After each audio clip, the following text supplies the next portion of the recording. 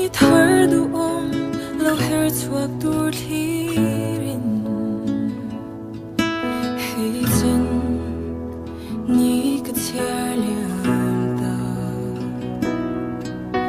Beisei lo tur ka Beisei ta em ni hei chen ka nghak a herchhuak thei si lo par zawng zinga parmawi chungchuang ber Sakhming a Rosepar ngei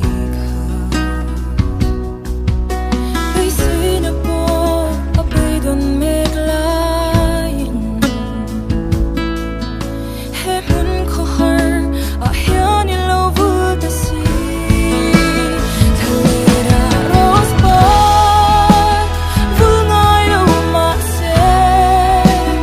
he thinlung khawhar Thlalerah maiah hian Rosepar iangin I vul reng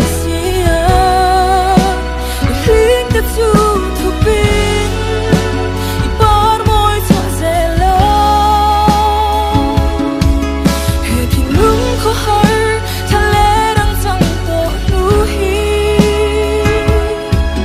ram shin mawi le ram no mak san ti ro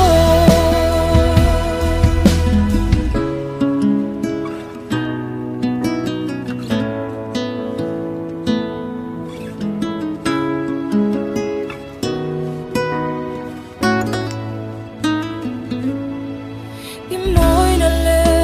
I rem tui leng vel chuan min ze min hip thin mahse har sat na ten kar min lo dan nin Thlaler iangin min chan tir le si I parmawi hun I vulai hun toi te waya I chut mange mangai na dai fimin ka chom nang che kum tuang chanin I vul